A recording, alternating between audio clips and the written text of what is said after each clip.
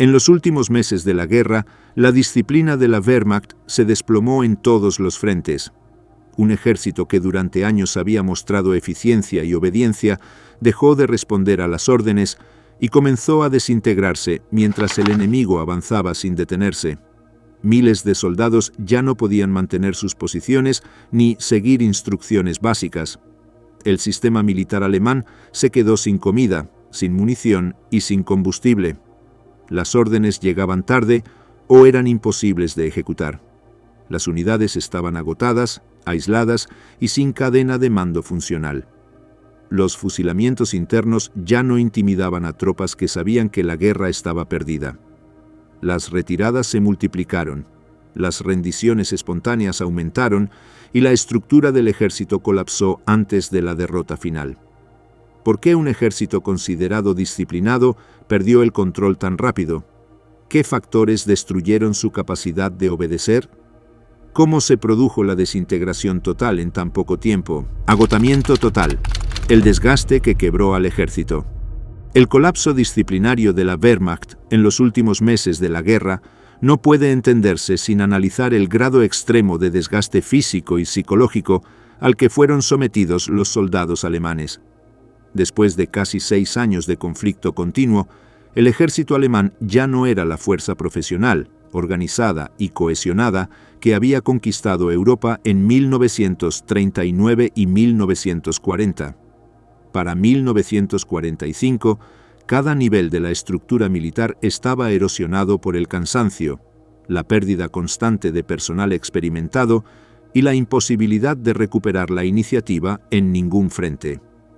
Este desgaste acumulado fue un factor directo y decisivo en el derrumbe final de la disciplina.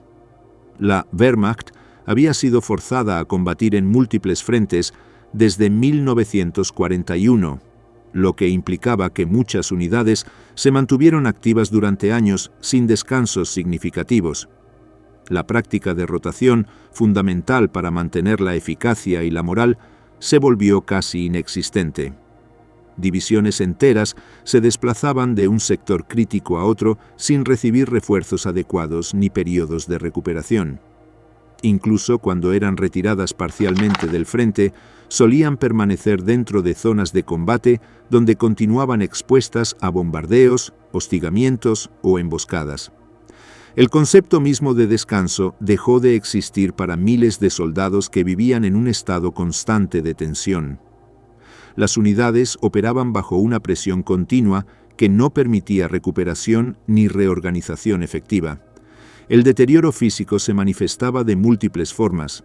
El hambre crónica se extendió entre las tropas a medida que el sistema logístico colapsaba. Raciones que en los primeros años de la guerra eran abundantes y completas se redujeron a porciones mínimas que apenas cubrían las necesidades básicas. El frío extremo del invierno de 1944 a 1945 agravó esta situación. Muchos soldados carecían de ropa adecuada, mantas o botas en buen estado. Las condiciones de vida eran tan precarias que las enfermedades se propagaban rápidamente. Infecciones respiratorias, congelaciones, disentería y fiebres debilitaban aún más a tropas que ya estaban en su límite físico. La combinación de malnutrición, frío y enfermedad creaba un círculo vicioso donde cada factor empeoraba a los demás. A esto se sumaba el colapso psicológico. La Wehrmacht había sufrido derrotas consecutivas desde 1943 y la percepción de una guerra perdida se hizo inevitable en 1944. La mayoría de los soldados entendía que ya no luchaban por la victoria, sino por retrasar lo inevitable. Esta pérdida de propósito provocó una caída sostenida del compromiso y la motivación. La propaganda, que había funcionado en los primeros años, ya no podía ocultar la realidad. Alemania estaba en retirada permanente y el enemigo poseía recursos muy superiores. La combinación de miedo, desesperanza y cansancio generó un clima emocional que erosionó rápidamente la disciplina natural del ejército. Los soldados enfrentaban batallas sabiendo que cada victoria táctica era irrelevante frente al panorama estratégico general. Una de las consecuencias más visibles del desgaste fue la reducción drástica del rendimiento operativo. Las unidades fatigadas cometían errores básicos en maniobras, comunicaciones y uso del armamento. Muchos soldados dormían apenas unas horas cada 2 o 3 días, lo que afectaba directamente su capacidad para seguir órdenes, reaccionar ante ataques o mantener posiciones defensivas. La falta de sueño prolongado tenía efectos devastadores: disminución de la atención, lentitud en la toma de decisiones, incapacidad para actuar bajo presión y mayor predisposición al pánico. En estas condiciones, las formaciones alemanas comenzaron a romperse en situaciones que, años antes, habrían resistido. La capacidad de respuesta ante emergencias tácticas se reducía dramáticamente cuando los soldados operaban en estados de fatiga extrema. El deterioro también afectó gravemente a los oficiales. La mayoría había perdido a sus adjuntos, suboficiales experimentados y enlaces logísticos. Esto los obligaba a asumir múltiples tareas simultáneamente, lo que aumentaba su estrés y su desgaste personal. La falta de personal de mando intermedio se convirtió en un problema estructural. Los suboficiales eran el pilar de la disciplina en la Wehrmacht, responsables de transmitir órdenes, mantener la cohesión de los pelotones y supervisar la conducta. Para 1945, la mayoría de ellos había muerto, había sido herida o estaba demasiado debilitada para cumplir sus funciones. Sin este núcleo disciplinario, la cadena jerárquica se desmoronaba con facilidad. Los oficiales superiores descubrían que sus órdenes no llegaban a ejecutarse no por rebeldía, sino por la ausencia de la estructura intermedia que tradicionalmente garantizaba su cumplimiento. La pérdida de soldados veteranos fue igualmente determinante. En 1941, la Wehrmacht podía apoyarse en una masa de combatientes experimentados que poseían habilidades técnicas, conocimiento táctico y disciplina internalizada mediante años de entrenamiento. Pero las campañas del Este, las operaciones en Italia y la ofensiva aliada en Normandía causaron un desgaste enorme entre los soldados más capacitados. Para finales de 1944, la mayoría de los veteranos había sido reemplazada por reclutas jóvenes sin formación adecuada o por hombres mayores que habían sido llamados tardíamente al servicio. Estos nuevos soldados no tenían la preparación mental ni el entrenamiento exhaustivo que caracterizaba a la Wehrmacht los primeros años. Esta falta de experiencia aceleró la pérdida de cohesión en los combates.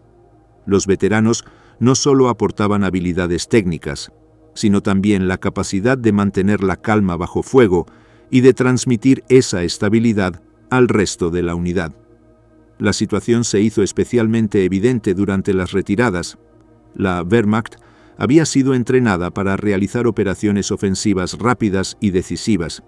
Sin embargo, el constante retroceso desde 1943 colocó a los soldados en situaciones para las que no estaban preparados. La retirada es, por naturaleza, una operación que requiere alta disciplina, coordinación y calma bajo presión. Pero la mayoría de las unidades alemanas se retiraban exhaustas, hambrientas, mal armadas y perseguidas por un enemigo numéricamente superior. En estas condiciones era casi imposible mantener la cohesión. Muchas retiradas se convertían en huidas desorganizadas que alimentaban la sensación de colapso general. La pérdida de terreno se aceleraba cuando las unidades perdían contacto entre sí y comenzaban a actuar de manera independiente.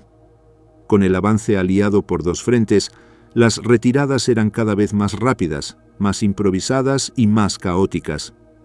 Soldados que habían pasado semanas sin descanso llegaban a sus nuevas posiciones incapaces de montar defensas adecuadas. Los mandos locales se enfrentaban a tropas exhaustas que no podían seguir órdenes prolongadas. En varios informes internos del ejército alemán se describen situaciones en las que los soldados dormían en medio del fuego enemigo o se negaban a abandonar improvisados refugios porque simplemente no podían continuar. Estos comportamientos, interpretados a veces como insubordinación, eran en realidad manifestaciones extremas de colapso fisiológico. La capacidad del cuerpo humano para resistir tiene límites precisos, y miles de soldados alemanes habían sobrepasado esos límites semanas o incluso meses antes del final. Otro factor fundamental fue el impacto del combate urbano. En los últimos meses, la guerra se libró cada vez más dentro de ciudades devastadas: Varsovia, Budapest, Königsberg y finalmente Berlín. Las batallas urbanas exigían un nivel de estrés constante superior al de los combates en campo abierto. Cada edificio, cada esquina, cada sótano podía esconder un enemigo. Los soldados enfrentaban ataques sorpresa continuamente y debían combatir a distancias extremadamente cortas. El ruido constante, el polvo, la destrucción y el contacto permanente con cadáveres imposibilitaban cualquier recuperación mental. Muchos soldados experimentaron episodios de confusión, ataques de ansiedad o conductas automáticas, síntomas claros de desgaste extremo. El combate urbano eliminaba cualquier sensación de seguridad temporal, incluso en momentos de pausa entre enfrentamientos.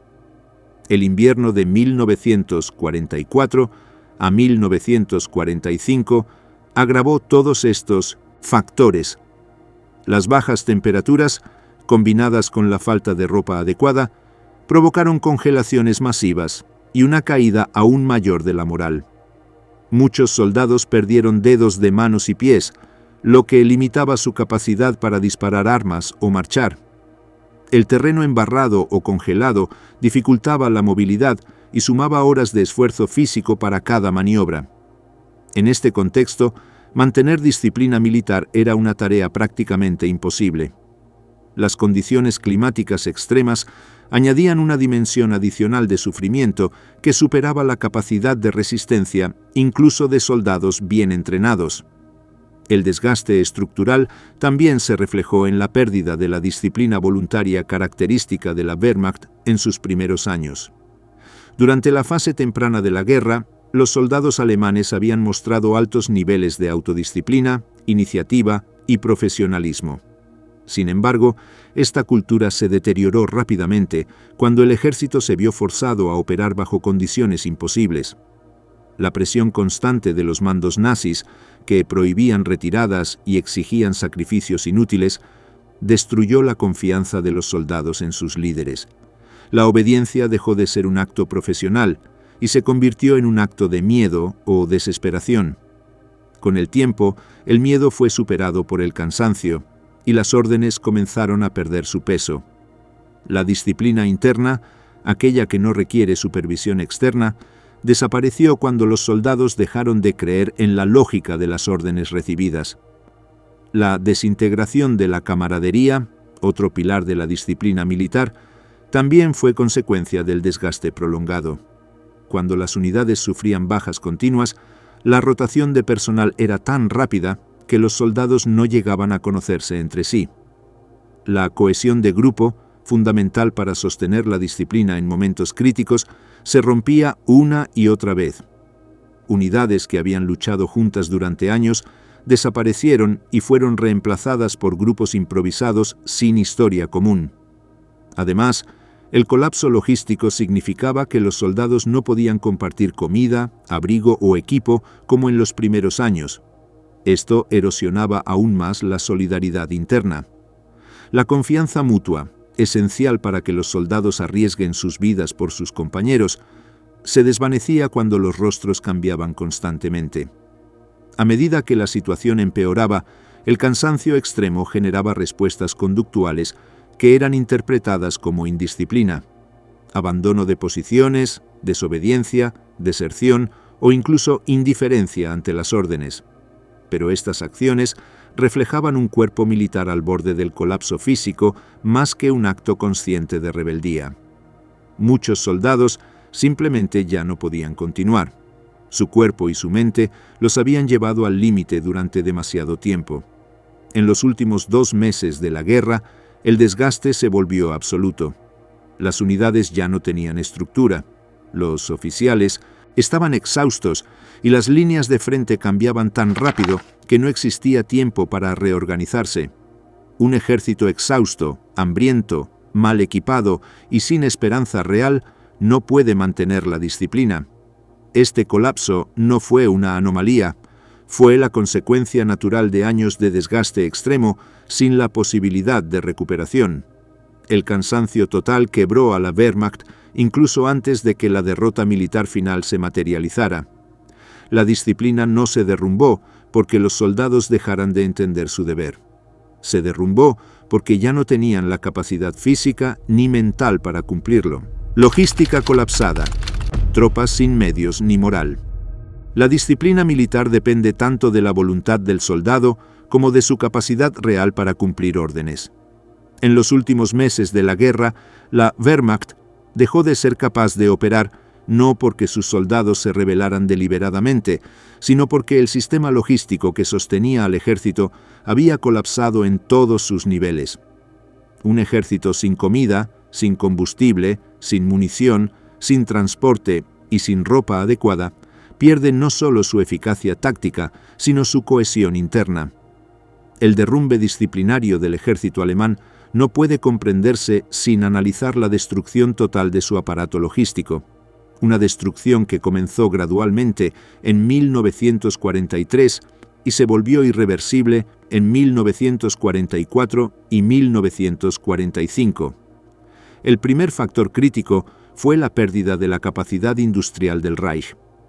Desde mediados de 1944, los bombardeos aliados sobre zonas industriales, refinerías, puentes y redes ferroviarias comenzaron a producir efectos devastadores en la producción militar.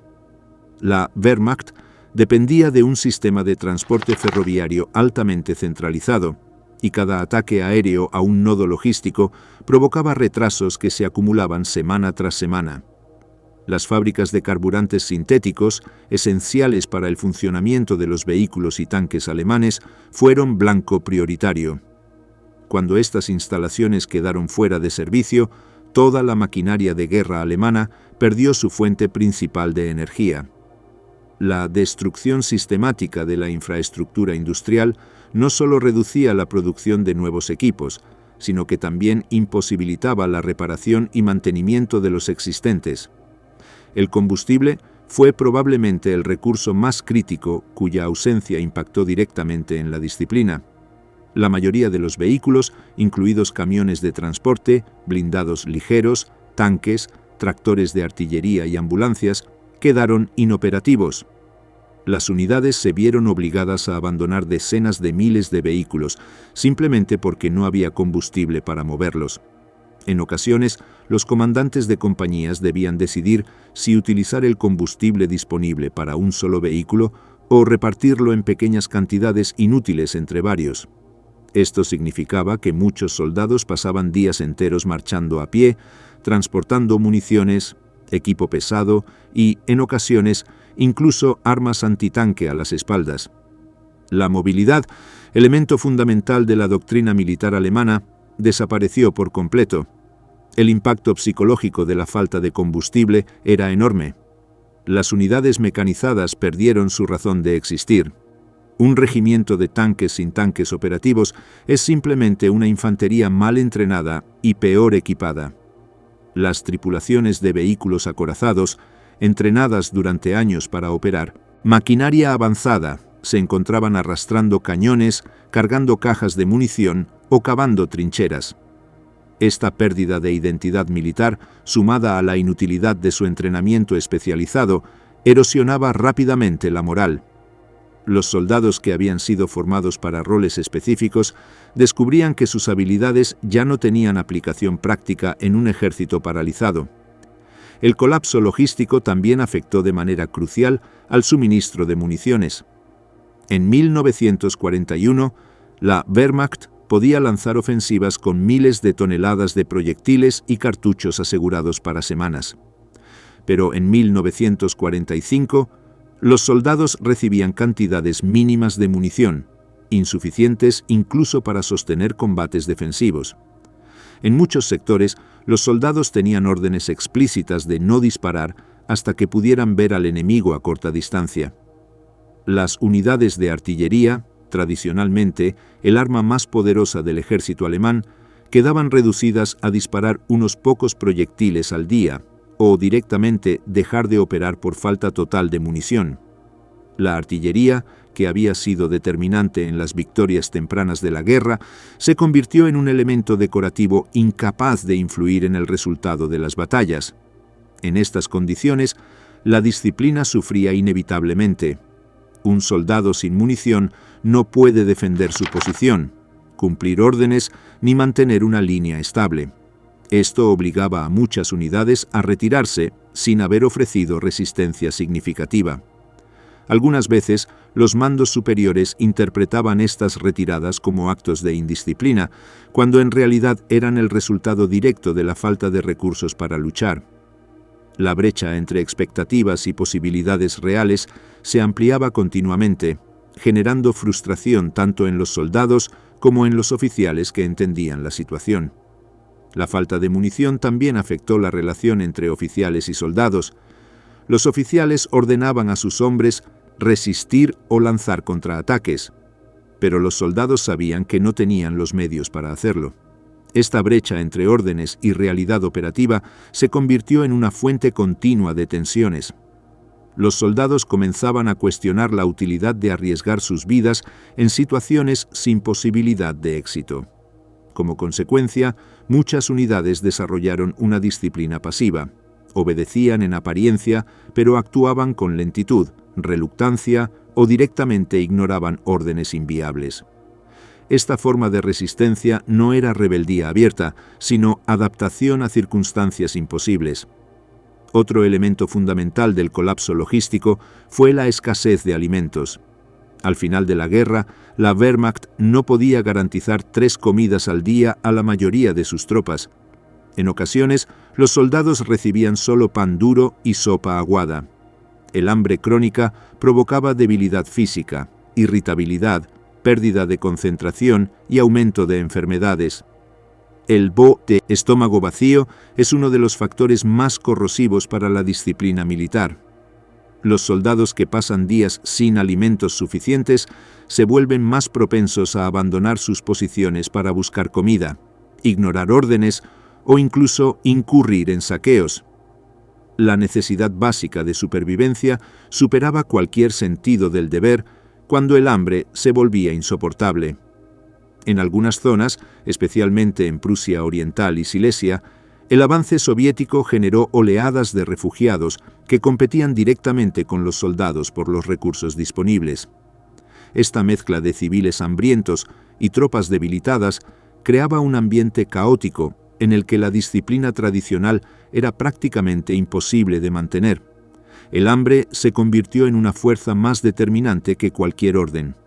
Los soldados veían cómo los civiles saqueaban depósitos o almacenes antes de que las tropas pudieran acceder a ellos, lo que generaba resentimiento y sensación de abandono por parte del Estado. El colapso logístico también afectó a la indumentaria y equipo básico. Los soldados alemanes del invierno de 1944 a 1945 carecían de botas adecuadas, abrigos gruesos, guantes y mantas. Muchos combatían con uniformes desgastados que no protegían contra el frío extremo. La falta de calzado adecuado provocó un aumento alarmante de casos de pie de trinchera, congelaciones y lesiones que inutilizaban a los soldados sin necesidad de combate.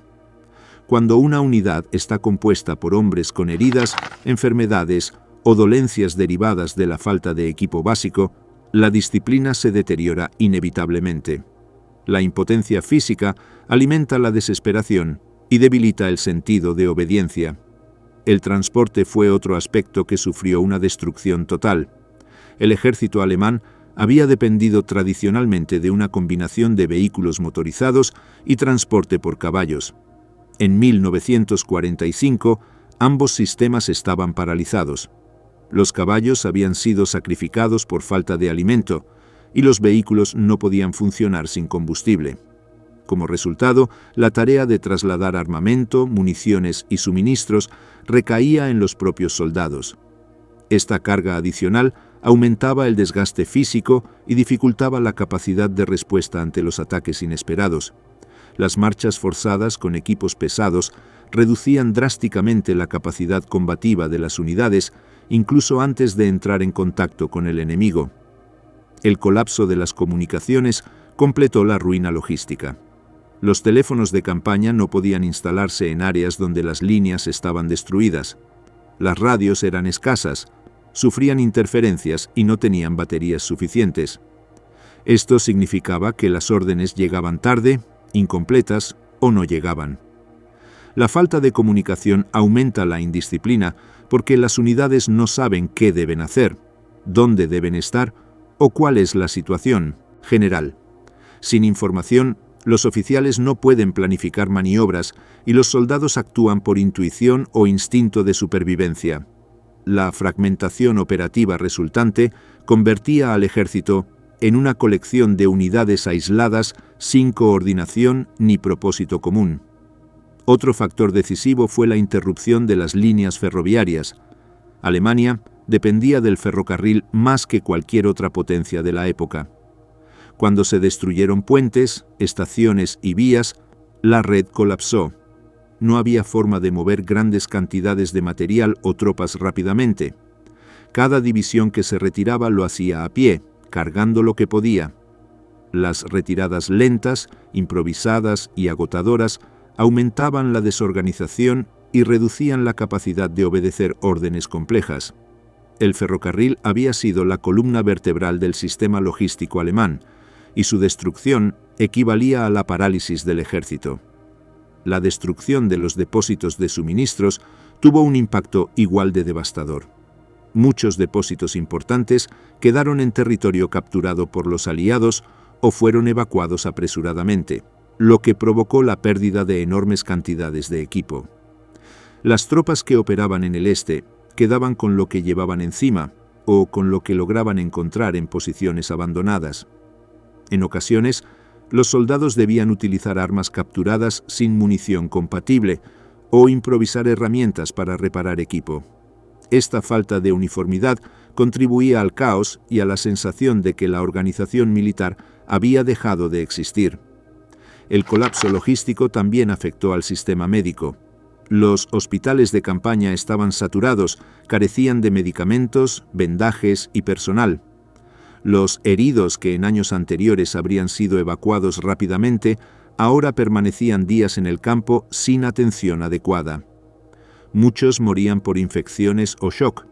Los soldados sabían que, si eran heridos, sus posibilidades de recibir tratamiento eran mínimas. Esta percepción debilitaba la disposición a seguir luchando.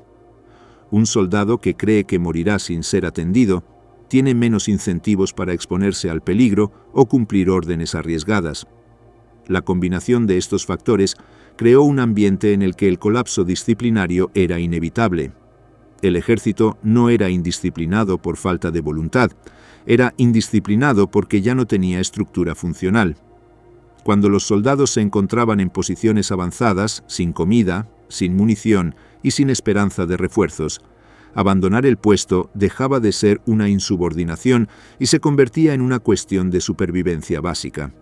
En muchos casos, los oficiales comprendían esta realidad y dejaban de intentar hacer cumplir órdenes imposibles. A medida que los frentes colapsaban y los mandos locales perdían control, la disciplina militar tradicional se disolvió en todos los niveles. Las unidades dejaron de operar como formaciones coherentes y comenzaron a fragmentarse en Militsentinsan, grupos pequeños que actuaban por iniciativa propia. Esta fragmentación aumentaba el caos logístico, generando un círculo vicioso. Menos recursos implicaban menos disciplina, y menos disciplina implicaba menos capacidad para distribuir los recursos que aún quedaban. El estado final de la logística alemana convirtió a la Wehrmacht en una fuerza exhausta, mal equipada, hambrienta y sin dirección clara. La disciplina militar, que depende tanto de la estructura como del espíritu, no pudo sobrevivir a un sistema que ya no podía alimentarla, armarla, vestirla ni comunicarle órdenes. La desintegración logística fue el corazón del colapso disciplinario. Sin medios, no hay obediencia. Sin recursos, no hay cohesión. Y sin esperanza, no hay disciplina. Mando roto, órdenes imposibles y caos en la cadena de control. Hitler dirigía la guerra desde el búnker de Berlín como si estuviera jugando con mapas desactualizados. Las divisiones que movía sobre los planos ya no existían. Los contraataques que ordenaba dependían de recursos que nunca llegaban. Las posiciones que exigía defender habían sido sobrepasadas días atrás. Este desajuste entre la realidad del frente y las decisiones tomadas en la capital destruyó la estructura de mando de la Wehrmacht más rápido que cualquier ofensiva enemiga. Cuando el centro de autoridad emite órdenes irrealizables de forma sistemática, los niveles inferiores pierden capacidad de respuesta. La cadena se rompe no por desobediencia, sino por imposibilidad práctica. La doctrina militar alemana había sido construida sobre el principio de Auftragstaktik, misión táctica. Los oficiales recibían objetivos generales y tenían libertad para decidir cómo alcanzarlos. Este sistema había permitido victorias rápidas en Polonia y Francia, pero para 1945 Hitler había centralizado cada decisión. Los generales no podían retroceder 1 kilómetro sin autorización. Los comandantes de cuerpo debían esperar aprobación para mover reservas. Los capitanes enfrentaban consejos de guerra si abandonaban aldeas sin valor estratégico. La rigidez reemplazó a la flexibilidad. Un ejército que había conquistado Europa mediante iniciativa descentralizada, ahora operaba como una burocracia paralizada. Las órdenes llegaban tarde o nunca llegaban. Las líneas telefónicas estaban cortadas. Las radios fallaban por falta de baterías o por interferencias constantes. Los mensajeros morían en el camino o se perdían en el caos de las retiradas. Cuando una orden finalmente alcanzaba a una unidad, la situación táctica ya había cambiado completamente. Un batallón recibía instrucciones de defender un puente que el enemigo había cruzado 3 días antes. Una compañía era redirigida hacia una posición que ya no controlaban. Este desfase temporal entre decisión y ejecución hacía que obedecer fuera tan absurdo como desobedecer. La multiplicidad de estructuras de mando agravaba el problema. La Wehrmacht respondía al alto mando del ejército. Las Waffen-SS obedecían a Himmler. La Volkssturm dependía del partido nazi. Cada organización tenía prioridades distintas. En algunos sectores, 3 comandantes diferentes reclamaban autoridad sobre el mismo territorio. Un oficial de la Wehrmacht ordenaba la retirada, mientras un comisario de las SS amenazaba con fusilar a quien se moviera. Los soldados no sabían a quién obedecer. Esta fragmentación destruía la noción misma de jerarquía militar. Hitler desconfiaba de sus generales profesionales. Después del atentado de julio de 1944, la purga alcanzó a cientos de oficiales. Los comandantes competentes fueron reemplazados por individuos, leales pero inexpertos. Oficiales que habían dirigido divisiones durante años fueron destituidos por sugerir retiradas tácticas. En su lugar, se promovía a fanáticos sin preparación militar adecuada. Los soldados perdieron confianza en sus superiores cuando vieron que la lealtad política importaba más que la capacidad profesional. Los suboficiales, tradicionalmente el eslabón crítico entre oficiales y tropa, habían sido diezmados. Estos hombres conocían a sus soldados por nombre, entendían sus límites y sabían cómo mantener la cohesión bajo fuego. Pero 5 años de guerra los habían eliminado casi por completo. Los reemplazos carecían de experiencia y autoridad natural. Un sargento novato no puede controlar a una escuadra en combate del mismo modo que uno veterano. Sin estos líderes intermedios, las órdenes de los oficiales quedaban en el vacío. Nadie las transmitía efectivamente. Nadie las hacía cumplir. Las prohibiciones de retirada generaban situaciones insostenibles. Hitler exigía que cada posición se defendiera hasta la aniquilación total. Divisiones enteras quedaban rodeadas por orden directa. Los soldados atrapados sabían que morirían inútilmente. Algunos comandantes desobedecían en secreto y retiraban a sus hombres durante la noche. Otros obedecían y perdían unidades completas. Esta inconsistencia creaba confusión. si algunos oficiales desobedecían y sobrevivían, mientras otros obedecían y morían? ¿Qué sentido tenía seguir órdenes? La disciplina requiere predictibilidad. Cuando el sistema recompensa aleatoriamente obediencia y desobediencia, colapsa.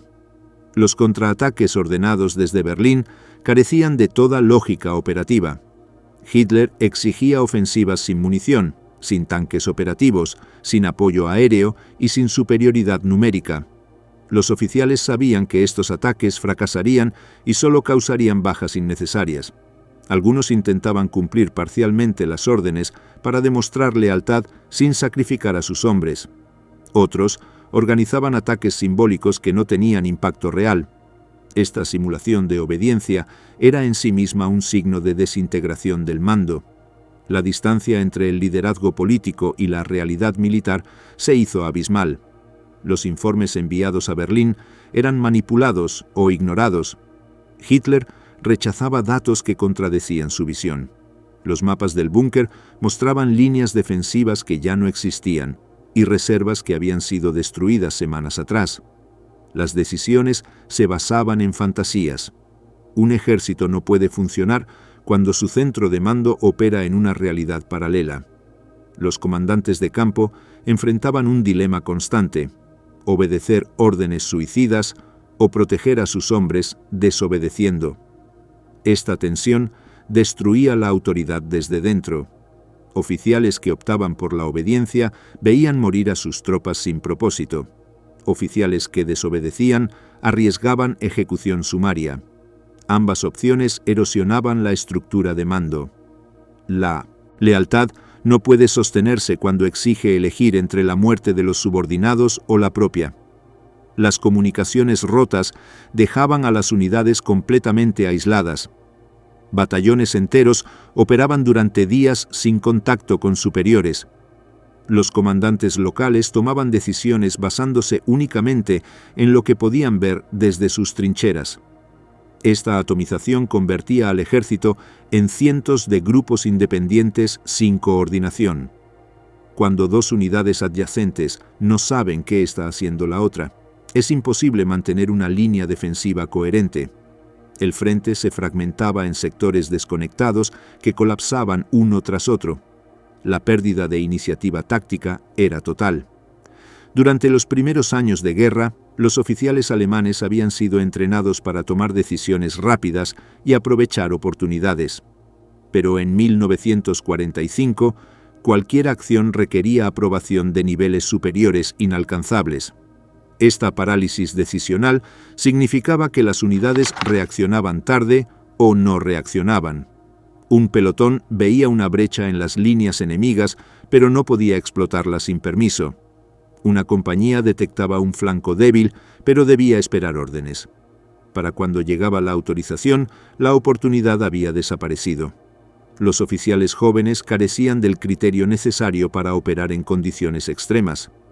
La Wehrmacht había perdido una generación completa de líderes experimentados. Los tenientes recién graduados dirigían batallones. Los capitanes inexpertos comandaban regimientos. Estos hombres no tenían la capacidad para evaluar situaciones complejas, improvisar soluciones o mantener la moral bajo presión. Sus errores se acumulaban rápidamente y sus tropas perdían confianza en ellos. Un ejército dirigido por oficiales sin experiencia es un ejército sin brújula. Las órdenes contradictorias eran frecuentes. Una unidad recibía instrucciones de avanzar por la mañana y de retroceder por la tarde. Un regimiento era transferido a un sector y luego devuelto al original sin explicación. Esta inconsistencia destruía cualquier sentido de propósito. Los soldados dejaban de tomar en serio las órdenes porque sabían que serían modificadas o canceladas horas después. La obediencia militar requiere que las órdenes tengan coherencia interna. Cuando esa coherencia desaparece, también desaparece la disposición a cumplirlas. El terror interno tampoco restauraba la autoridad. Las ejecuciones de oficiales derrotistas solo aumentaban el miedo, pero no mejoraban el desempeño. Los comandantes aprendieron a mentir en sus informes, exagerar éxitos y minimizar fracasos para evitar castigos. Esta cultura de falsedad impedía que el mando superior recibiera información precisa. Las decisiones se basaban en datos inventados. El resultado era un círculo vicioso, donde la desinformación generaba órdenes irreales que generaban más desinformación. La cadena de mando dejó de existir como estructura funcional semanas antes del final. Los generales habían huido o habían sido capturados. Los coroneles estaban muertos o dispersos. Los capitanes no sabían dónde estaban sus superiores. Los sargentos actuaban sin supervisión. En este vacío de autoridad, cada soldado tomaba decisiones individuales. Algunos seguían luchando por inercia, otros se rendían, otros simplemente caminaban hacia el oeste esperando encontrar a los aliados occidentales. La desintegración del mando no produjo rebeldía organizada, produjo fragmentación total. Cuando nadie sabe quién da órdenes ni a quién obedecerlas, el ejército deja de ser ejército.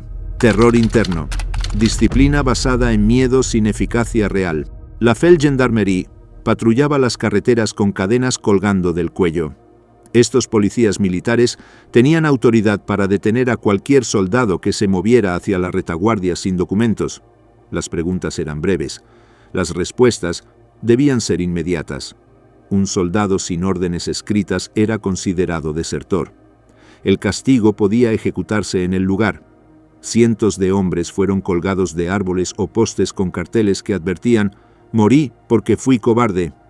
Esta práctica, diseñada para aterrorizar a las tropas y evitar deserciones, reveló la desesperación del régimen. Cuando un ejército necesita ahorcar a sus propios soldados para mantenerlos en el frente, la disciplina tradicional ya ha muerto. El terror se convirtió en herramienta de control porque todos los demás métodos habían fallado. La propaganda no convencía a nadie. Las promesas de victoria sonaban ridículas. Las apelaciones al patriotismo carecían de peso cuando los soldados veían sus ciudades destruidas y sus familias huyendo. Solo quedaba el miedo. El régimen apostó a que los soldados temerían más a la ejecución sumaria que a morir en combate. Esta lógica funcionó brevemente en algunos sectores, pero colapsó cuando el terror dejó de poder aplicarse de forma consistente. Los tribunales de guerra de emergencia operaban cerca del frente con procedimientos simplificados. Un oficial de las SS o de la Feldgendarmerie actuaba como juez. No había defensa. Los testimonios eran innecesarios. La acusación bastaba. Si un soldado era encontrado fuera de su posición, se asumía deserción. Si una unidad se retiraba sin autorización, se ejecutaba a varios hombres al azar. Estos juicios duraban minutos. Las ejecuciones ocurrían inmediatamente después. Los cuerpos quedaban expuestos como advertencia. En teoría, esto reforzaría la disciplina. En la práctica, generaba resentimiento y cálculo frío. Muchos soldados decidían que era mejor arriesgarse a huir completamente que permanecer en una posición donde serían ejecutados de todas formas. Las Waffen-SS asumieron funciones de vigilancia sobre unidades regulares de la Wehrmacht. En sectores críticos, destacamentos de las SS se posicionaban detrás de las líneas alemanas con órdenes de disparar a cualquiera que retrocediera. Esta táctica había sido copiada del Ejército Rojo, que la utilizaba con efectividad variable. En el contexto alemán de 1945, resultó contraproducente. Los soldados de la Wehrmacht comenzaron a ver a las SS como enemigos internos. En varios casos documentados, unidades enteras se negaron a obedecer órdenes de oficiales de las SS o incluso los desarmaron. Cuando un ejército está más preocupado por las amenazas internas que por el enemigo externo, su cohesión está destruida. El miedo funcionaba solo mientras la estructura represiva estaba presente. En sectores donde la Feldgendarmerie y las SS mantenían vigilancia constante, los soldados obedecían órdenes imposibles porque la alternativa era la muerte inmediata. Pero esta obediencia era superficial y temporal. En cuanto la vigilancia desaparecía, las tropas abandonaban posiciones masivamente. El terror no generaba lealtad ni compromiso. Solo producía sumisión mientras duraba la amenaza. En los últimos meses, cuando el frente colapsaba tan rápido que las unidades represivas no podían seguir el ritmo, el terror perdió toda efectividad. Las amenazas contra las familias de los soldados fueron otra táctica empleada. Las autoridades locales recibían listas de hombres acusados de deserción o cobardía. Las familias eran notificadas de que perderían raciones, vivienda o protección estatal. En algunos casos, se arrestaba a familiares como represalia. Esta política pretendía crear un sistema de control social donde los soldados obedecieran no solo por miedo propio, sino por proteger a sus seres queridos. Sin embargo, para 1945, el sistema administrativo alemán estaba tan desorganizado que estas amenazas rara vez se materializaban. Los soldados lo sabían. El miedo a represalias contra las familias perdió peso cuando quedó claro que el Estado ya no tenía capacidad para ejecutar esas amenazas de forma sistemática. Los fusilamientos públicos se intensificaron en las últimas semanas. Plazas de aldeas, cruces de caminos y estaciones ferroviarias se convirtieron en escenarios de ejecuciones diarias. Los soldados eran obligados a presenciar estos actos como advertencia. Los cuerpos permanecían colgados durante días. Los carteles explicaban el crimen: deserción, cobardía, derrotismo. Pero el efecto psicológico era ambiguo. Algunos soldados se aterrorizaban y decidían obedecer cualquier orden.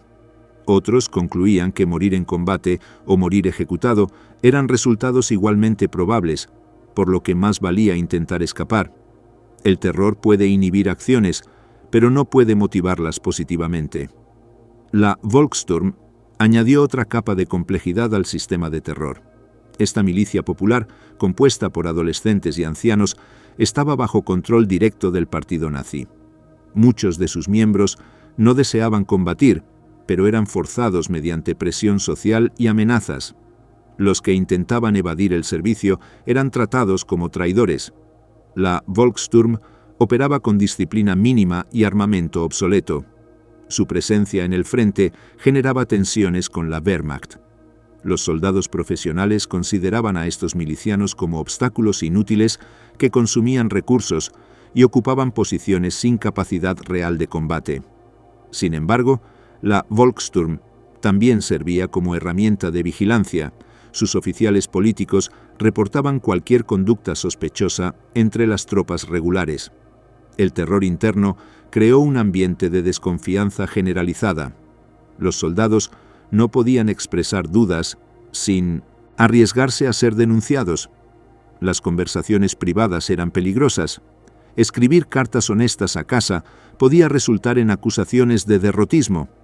Esta vigilancia omnipresente fragmentaba aún más la cohesión. La camaradería militar requiere confianza mutua, pero cuando cada soldado sospecha que sus compañeros podrían denunciarlo, esa confianza desaparece.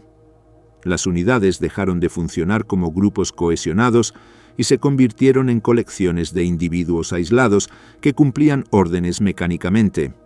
Los oficiales también sufrían esta presión. Aquellos que mostraban compasión hacia sus hombres o que cuestionaban órdenes imposibles eran reportados como poco confiables. Algunos comandantes intentaban proteger a sus tropas mediante subterfugios. Reportaban bajas infladas para justificar retiradas, inventaban problemas logísticos para evitar ataques suicidas o simplemente ignoraban órdenes cuando sabían que nadie verificaría su cumplimiento. Esta cultura de engaño se volvió necesaria para la supervivencia, pero también erosionaba cualquier autoridad restante del mando. El terror dejó de funcionar cuando las unidades represivas comenzaron a desintegrarse. La Feldgendarmerie, las SS y los comisarios políticos también estaban sujetos al colapso general del ejército. Muchos abandonaron sus posiciones cuando el enemigo se acercaba. Otros fueron capturados o muertos. En los últimos días de la guerra, grandes sectores del frente quedaron sin vigilancia interna. Los soldados descubrieron que podían retirarse o rendirse sin consecuencias inmediatas. La ausencia de represión visible aceleró el colapso disciplinario. El terror solo funciona si es constante y omnipresente. cuando se vuelve esporádico, pierde todo poder disuasivo. Hubo casos de resistencia violenta contra las fuerzas represivas. Soldados ejecutaron a miembros de la Feldgendarmerie que intentaban impedir retiradas. Unidades de la Wehrmacht desarmaron a oficiales de las SS que amenazaban con fusilamientos masivos. Estos incidentes, aunque poco frecuentes, revelaban el nivel de resentimiento acumulado. El terror había convertido al régimen en enemigo de sus propias tropas. Cuando un ejército se vuelve contra su propio sistema de control interno, la desintegración es total. El uso de niños soldados en los últimos días fue quizás el signo más claro del fracaso del terror. Las juventudes hitlerianas fueron movilizadas y enviadas al frente con entrenamiento mínimo. Estos adolescentes, algunos de 14 o 15 años, eran amenazados con ejecución si no combatían. Muchos murieron en combates inútiles. Otros fueron capturados rápidamente. La presencia de niños en el frente horrorizó incluso a soldados endurecidos. Ver a adolescentes forzados a luchar bajo amenaza de muerte destruyó cualquier legitimidad moral que el régimen pudiera reclamar. Los soldados veteranos sabían que estaban sirviendo a un sistema dispuesto a sacrificar a sus propios hijos para prolongar una guerra perdida. El terror también fracasó porque no podía reemplazar la motivación real. Un soldado que lucha por convicción, por camaradería o por un objetivo claro puede sostener esfuerzos prolongados. Un soldado que lucha solo por miedo a ser ejecutado colapsa en cuanto el miedo disminuye. Para 1945, la mayoría de los soldados alemanes no creía en la victoria, no confiaba en sus líderes y no veía propósito en continuar. El terror podía forzarlos a permanecer en posiciones momentáneamente, pero no podía hacerlos combatir efectivamente. Muchos simplemente esperaban la primera oportunidad para rendirse o escapar. Las ejecuciones masivas de los últimos días reflejaban desesperación absoluta más que estrategia coherente. En Berlín, durante la batalla final, cientos de soldados y civiles fueron colgados por derrotismo. Patrullas de las SS recorrían las ruinas buscando hombres en edad militar que no estuvieran en sus posiciones. Estos grupos de ejecución sumaria aterrorizaron a la población restante, pero no lograron estabilizar la defensa. La ciudad cayó de todas formas. El terror había dejado de ser una herramienta de control para convertirse en un acto de venganza del régimen contra su propia población. La diferencia entre el terror soviético y el terror nazi en este contexto es reveladora. El Ejército Rojo utilizaba destacamentos de bloqueo para impedir retiradas, pero también mantenía una estructura logística funcional, reemplazos constantes y una narrativa de defensa nacional que generaba compromiso genuino en muchos soldados. El terror soviético era brutal, pero estaba integrado en un sistema que aún funcionaba. En contraste, el terror nazi en 1945 operaba en un vacío, sin logística, sin reemplazos, sin narrativa creíble y sin estructura funcional. El miedo solo puede sostener disciplina temporalmente si está acompañado de otros factores. Cuando es el único elemento restante, colapsa rápidamente. Los soldados desarrollaron estrategias de evasión sofisticadas. Algunos falsificaban órdenes de transferencia para moverse hacia sectores menos peligrosos. Otros se herían deliberadamente para ser evacuados. Muchos simplemente desaparecían en el caos de las retiradas y se escondían en bosques o aldeas abandonadas hasta que pasara el peligro inmediato. Estos comportamientos no eran actos de rebeldía política, sino respuestas racionales a un sistema que había perdido toda legitimidad. El terror genera obediencia solo cuando los castigados creen que el sistema que los castiga tiene autoridad legítima. Cuando esa creencia desaparece, el terror se convierte en un obstáculo adicional que los soldados intentan evadir junto con el enemigo. El impacto psicológico del terror sobre los propios ejecutores también fue significativo. Los miembros de la Feldgendarmerie y las patrullas de las SS que realizaban ejecuciones sufrían deterioro moral propio. Muchos recurrían al alcohol para soportar sus funciones. Otros desarrollaban insensibilidad que los hacía cada vez más brutales. Algunos desertaban ellos mismos, incapaces de continuar ejecutando a compatriotas. Esta degradación de las fuerzas represivas aceleraba su ineficacia. Un sistema de terror requiere ejecutores convencidos y estables. Cuando los propios represores colapsan psicológicamente, el sistema se desintegra desde dentro. La propaganda intentaba presentar las ejecuciones como actos de justicia necesaria para mantener la disciplina. Los periódicos publicaban noticias sobre traidores castigados ejemplarmente. Pero para 1945 nadie creía en esta narrativa. Los soldados sabían que los ejecutados no eran traidores, sino hombres exhaustos, hambrientos y atrapados en situaciones imposibles. Esta disonancia entre la propaganda y la realidad visible destruía cualquier efecto persuasivo que el terror pudiera haber tenido. Las ejecuciones públicas, diseñadas para intimidar, se convirtieron en símbolos del fracaso del régimen. El colapso del terror interno demostró una verdad fundamental: la disciplina militar no puede sostenerse únicamente mediante violencia. Requiere confianza, propósito, liderazgo competente y condiciones mínimas de operación. Cuando todos estos elementos desaparecen, el miedo puede producir obediencia momentánea, pero no puede crear un ejército funcional. La Wehrmacht no se desintegró a pesar del terror. Se desintegró en parte debido al terror.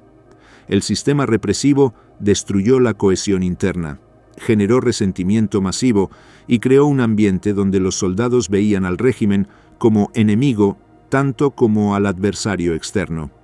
Al final, el terror fue tan ineficaz como todos los demás intentos de mantener una disciplina que ya no tenía bases materiales ni morales para sostenerse.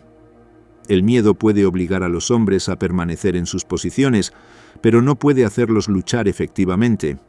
No puede reemplazar la voluntad, la confianza o el propósito. Y cuando incluso el miedo deja de aplicarse consistentemente, lo único que queda es la desintegración total. Desintegración final. Unidades que dejaron de obedecer y combatir. La rendición comenzó como un goteo y terminó como una avalancha. En marzo de 1945, grupos pequeños de soldados alemanes se entregaban esporádicamente a las fuerzas aliadas.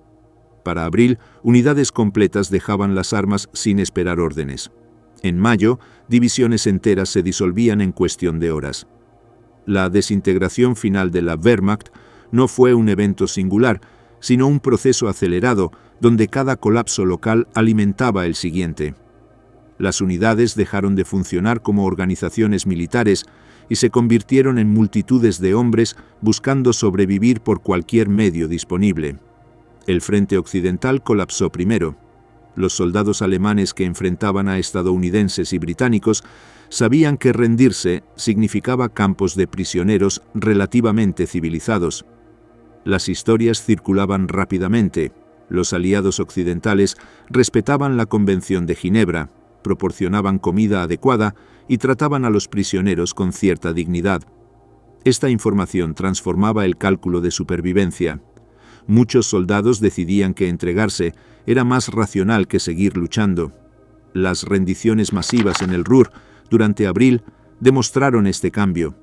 Más de 300.000 soldados alemanes se rindieron en cuestión de semanas. No hubo batalla final ni resistencia desesperada. Simplemente dejaron de luchar. En el este, la situación era radicalmente diferente. Los soldados alemanes temían al Ejército Rojo con razón fundada. Años de propaganda nazi habían presentado a los soviéticos como subhumanos vengativos. Pero más allá de la propaganda, existían motivos reales para ese miedo. La Wehrmacht había cometido atrocidades masivas en territorio soviético. Millones de civiles habían sido asesinados, ciudades enteras destruidas y poblaciones sometidas a brutalidad sistemática. Los soldados alemanes sabían que el Ejército Rojo no olvidaría. Esta conciencia generaba un terror que inicialmente retrasó las rendiciones en el este, pero incluso ese miedo terminó superado por la desesperación absoluta. Las columnas de refugiados complicaban cualquier intento de mantener líneas defensivas coherentes.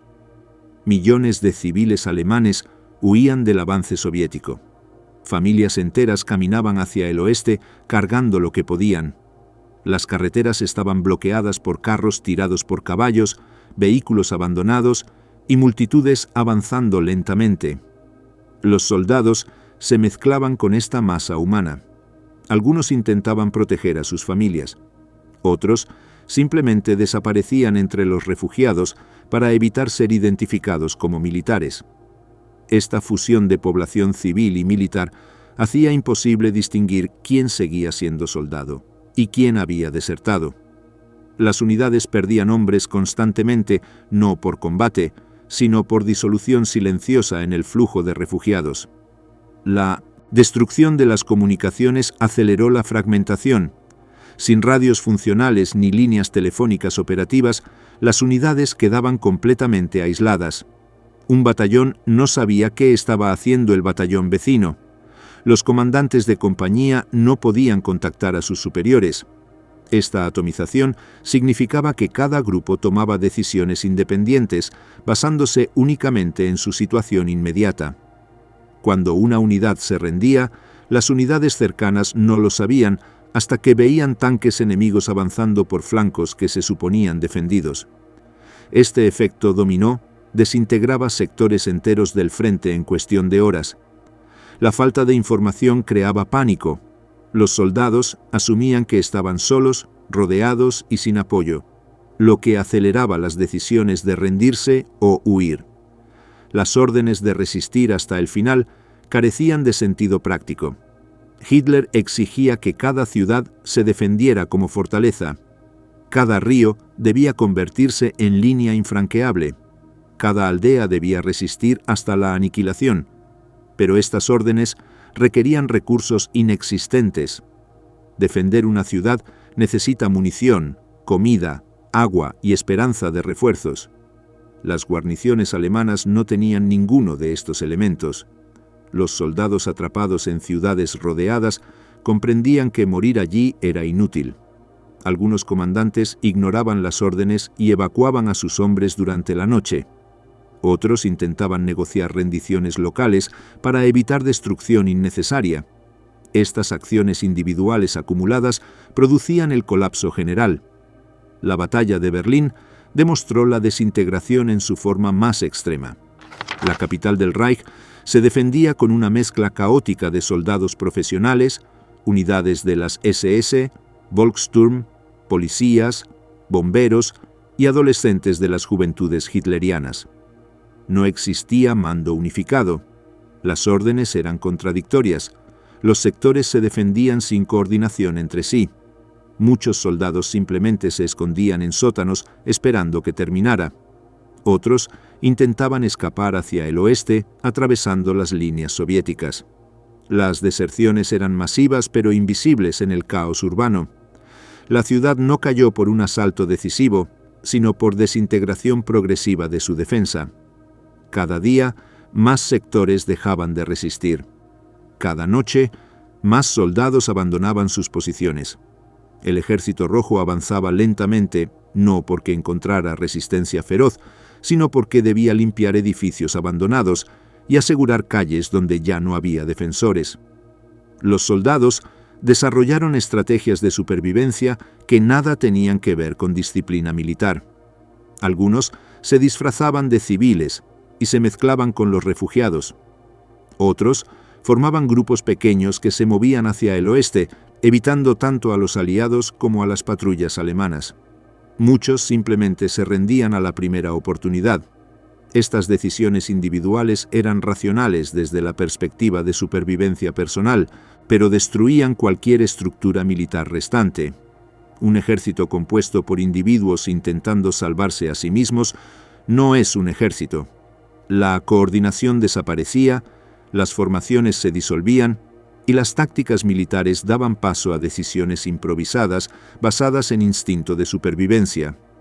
Las rendiciones locales se multiplicaron sin autorización superior. Comandantes de guarniciones aisladas negociaban con fuerzas enemigas para evitar batallas innecesarias. Estas negociaciones violaban órdenes directas, pero salvaban vidas. Los oficiales que tomaban estas decisiones arriesgaban ejecución por traición, pero muchos consideraban que era preferible ser juzgados por el régimen que condenar a sus hombres a muerte segura. Esta priorización de supervivencia sobre obediencia marcó el fin de la disciplina tradicional. En algunos casos, oficiales enviaban parlamentarios con banderas blancas para negociar términos. En otros, simplemente ordenaban a sus tropas dejar las armas y esperar la llegada del enemigo. Estas rendiciones locales ocurrían sin conocimiento ni aprobación de ningún mando superior, lo que demostraba la fragmentación total de la autoridad. El miedo a los soviéticos generaba comportamientos contradictorios. Mientras algunos soldados luchaban desesperadamente para retrasar el avance del Ejército Rojo, otros intentaban llegar a las líneas occidentales lo más rápido posible. Unidades enteras abandonaban el frente oriental y marchaban hacia el oeste, esperando rendirse a estadounidenses o británicos.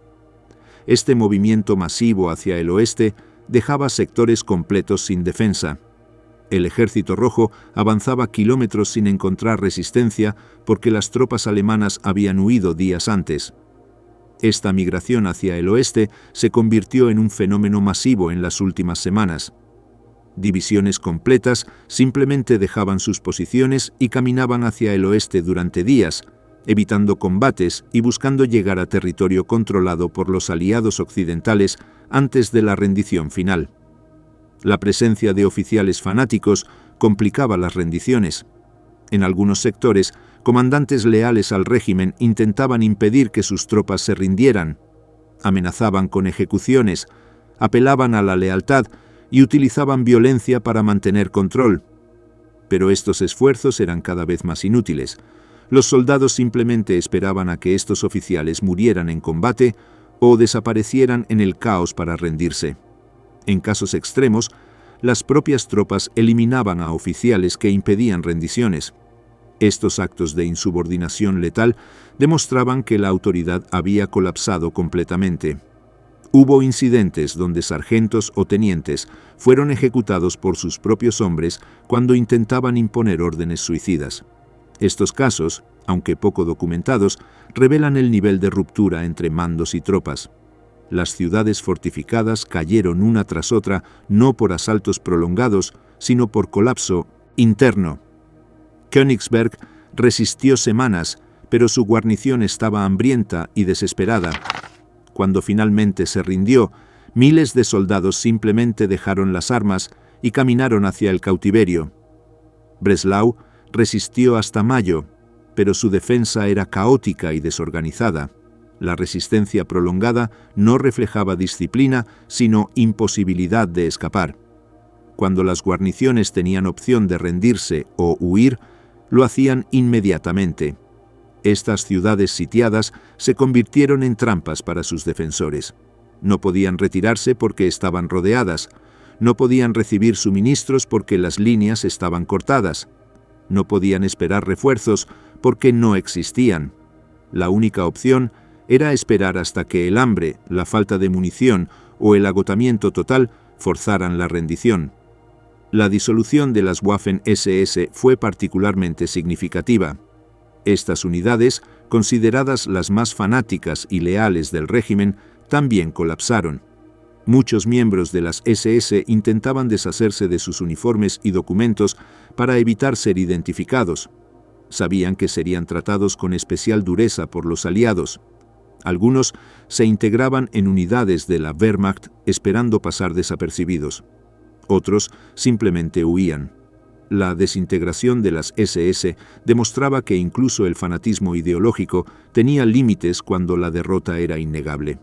Soldados de las SS quemaban sus papeles de identidad, intercambiaban uniformes con soldados regulares y fabricaban historias falsas sobre su servicio militar. Este comportamiento revelaba que incluso los más comprometidos con el régimen priorizaban la supervivencia sobre la lealtad cuando el final era evidente. Los últimos días vieron escenas surrealistas de soldados alemanes y aliados compartiendo carreteras. En algunos sectores, Las columnas de prisioneros alemanes marchaban en una dirección mientras unidades aliadas avanzaban en otra. No había combates porque no había voluntad de luchar. Los soldados alemanes levantaban banderas blancas improvisadas, sábanas, camisas o cualquier tela blanca disponible. Las rendiciones eran tan masivas que los aliados no tenían suficiente personal para procesar a todos los prisioneros. Miles de soldados alemanes simplemente esperaban en campos abiertos hasta que alguien viniera a registrarlos. En algunos casos, los prisioneros superaban numéricamente a sus captores por factores de 10 a 1 o más. Los aliados improvisaban campos de prisioneros en praderas, bosques o antiguas instalaciones militares alemanas. La muerte de Hitler el 30 de abril eliminó el último elemento simbólico que mantenía alguna cohesión. Aunque la noticia no llegó inmediatamente a todas las unidades, cuando lo hizo, el efecto fue devastador para cualquier resistencia restante. Los soldados que aún luchaban comprendieron que ya no existía autoridad central. El régimen había desaparecido. Continuar peleando carecía de todo sentido. Las rendiciones se aceleraron. Unidades que habían resistido días se disolvieron en horas. Para muchos soldados, la muerte de Hitler confirmaba lo que ya sabían. La guerra había terminado y cualquier resistencia adicional era inútil. La rendición incondicional del 8 de mayo formalizó un proceso que llevaba semanas desarrollándose. Para esa fecha, la mayoría de las unidades alemanas ya había dejado de existir como formaciones militares. Los soldados estaban dispersos, capturados o escondidos. Los oficiales habían huido, muerto o perdido toda autoridad. El anuncio oficial de rendición simplemente confirmó una realidad que todos conocían. La guerra había terminado y Alemania había perdido. Pero incluso después del 8 de mayo, hubo bolsas de resistencia que tardaron días en enterarse de la rendición oficial. Algunas unidades aisladas en Checoslovaquia y Austria continuaron combatiendo brevemente. Otras intentaban llegar a las líneas occidentales incluso después de la rendición formal. Estas acciones no reflejaban disciplina, sino confusión total. Los soldados no sabían qué hacer, a quién obedecer o dónde ir. La guerra había terminado, pero el caos continuaba. La desintegración final reveló la naturaleza frágil de la disciplina militar cuando desaparecen sus fundamentos. Un ejército no es simplemente un grupo de hombres con armas. Es una organización compleja que requiere estructura, comunicación, suministros, liderazgo competente y propósito compartido. Cuando todos estos elementos se erosionan simultáneamente, el colapso es inevitable. La Wehrmacht no fue derrotada únicamente por superioridad enemiga. Fue derrotada porque su propia estructura interna se desintegró bajo el peso acumulado de años de desgaste, escasez, mando incompetente y terror contraproducente. Los soldados alemanes que sobrevivieron al colapso final no eran cobardes ni traidores. Eran hombres atrapados en un sistema que había dejado de funcionar. Sus decisiones de rendirse, desertar o simplemente dejar de luchar eran respuestas racionales a circunstancias imposibles. La disciplina militar no puede mantenerse cuando el ejército carece de medios para combatir, cuando el mando emite órdenes irrealizables, cuando el terror interno destruye la cohesión y cuando todos saben que la guerra está perdida. En esas condiciones, la desintegración no es un fallo moral, sino un resultado inevitable. El colapso de la Wehrmacht en los últimos meses de la Segunda Guerra Mundial fue el producto de múltiples factores convergentes. El desgaste extremo había destruido la capacidad física y mental de los soldados. El colapso logístico había eliminado los medios materiales para combatir. La ruptura del mando había creado un caos organizativo total. El terror interno había destruido la confianza y la cohesión. Y finalmente, la percepción universal de derrota inevitable había eliminado cualquier motivación para continuar. Cuando estos 5 elementos se combinaron en los primeros meses de 1945, la disciplina simplemente dejó de existir. Lo que quedaba no era un ejército, sino una masa de individuos intentando sobrevivir al final de una guerra que ya había sido perdida.